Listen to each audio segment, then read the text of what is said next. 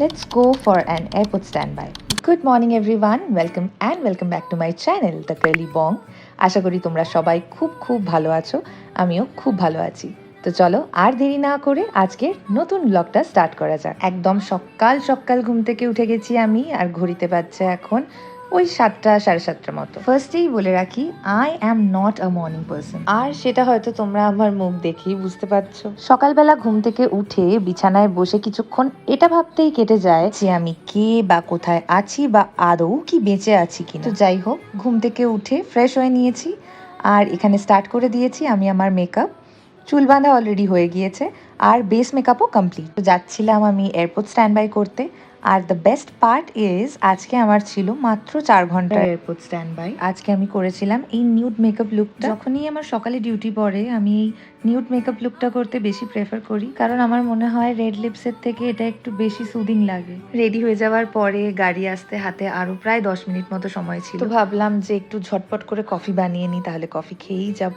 Coffee toffee খাওয়ার পর ঠিক সময় মতো আমার গাড়ি চলে এলো, আর আমার পিক আপ হয়ে যাওয়ার পর চলে গেলাম এয়ারপোর্ট স্ট্যান্ড বাই করতে। চলো এবার তোমাদেরকে বলবো যে what is airport standby. Cabin ক্রুদের ফ্লাইং ডিউটি ছাড়া কখনো কখনো এয়ারপোর্টেও ডিউটি পড়ে, যেখানে ক্রুরা ইউনিফর্ম পরে রেডি হয়ে এয়ারপোর্টে গিয়ে ওয়েট করে স্ট্যান্ড বাই ক্রু হিসাবে। আর যদি কোনো ক্রু সময় মতো এয়ারপোর্টে রিপোর্ট করতে না পারে বা লাস্ট মিনিটে রিপোর্ট সিক করে, তখন এয়ারপোর্ট স্ট্যান্ড বাই থেকে ক্রু পাঠানো হয় সেই ক্রুয়ের বদলে ফ্লাইট অপারেট করতে। এয়ারপোর্টে পৌঁছে নিরিবিলি একটা কোণা দেখে আমি ওখানে নিজের গল্প বই নিয়ে বসে গেছিলাম। আর আমি এখানে যেই বইটা পড়ছি সেই বইটার নাম হচ্ছে মুরাকামি দ্য নরওয়েজিয়ান উডস।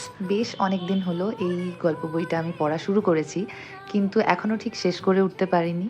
আর আমি যখনই এয়ারপোর্ট স্ট্যান্ড বাই করি তখনই আমি চেষ্টা করি একটা বই সাথে ক্যারি করার, আর সেই 5 ঘন্টা বা 6 ঘন্টা আমি বই পড়ে কাটাবার চেষ্টা করি। আর না, বইয়ের ক্ষেত্রে আমার সবসময় হার্ড কপি পছন্দ। আমি সেরকমভাবে স্ক্রিনে দেখে বই পড়তে পছন্দ করি না। যখনই কোনো গল্প বই পড়া কমপ্লিট হয়ে যায় সেই গল্প বইগুলোকে আমি নিজের কাছে জড়ো করে রাখি।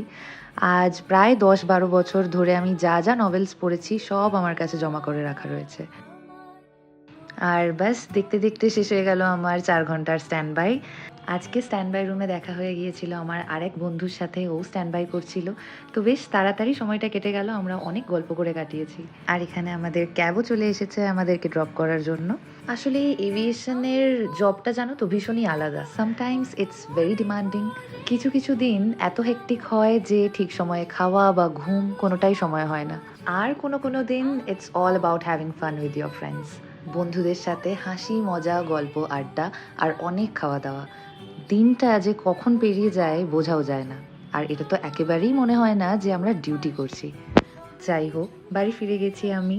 আর এতদিনে তো হয়তো তোমরা বুঝেই গেছো যে this is the favourite corner of my house. চলো তোমাদেরকে আরও একটা জিনিস দেখাই।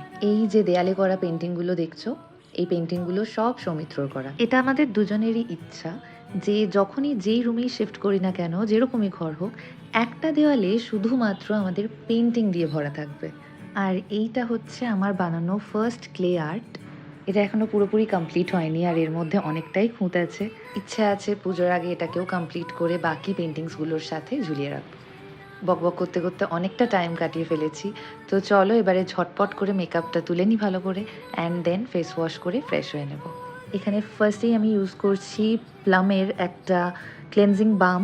বেশ ভালো প্রোডাক্ট, আমি প্রায় রেগুলারলি ইউজ করছি এটা। এখন মেকআপটাকে বেশ মেল্ট করে উঠিয়ে দিতে হেল্প করে। তারপর আমি ইউজ করছি একটা মাইসেলা ওয়াটার। কটন প্যাডের মধ্যে মাইসেলা ওয়াটারটা নিয়ে পুরো ফেসে ভালো করে অ্যাপ্লাই করে নেব, অ্যান্ড যতটা মেকআপ রয়েছে সেটা উঠে যাবে। তারপর ইউজ করেছি Dermaco salicinamide anti acne face wash. It's really good.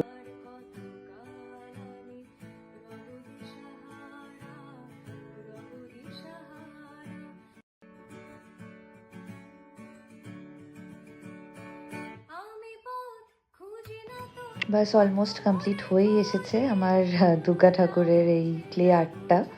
মধ্যে প্রচুর খুঁত আছে, আমি নিজেও দেখতে পাচ্ছি, কিন্তু সত্যি বলতে আমি তো কোনো প্রফেশনাল আর্টিস্ট নই, নিজের ভালো লাগে তাই আর কি। আর এই ক্লে আর্টটা আমি ফেসবুকের একটা পেজ কথাকলি, ওর ক্লে আর্ট দেখে করেছি, আর সেটার আমার ধারে কাছেও আসেনি, কিন্তু তাও চেষ্টা করেছি।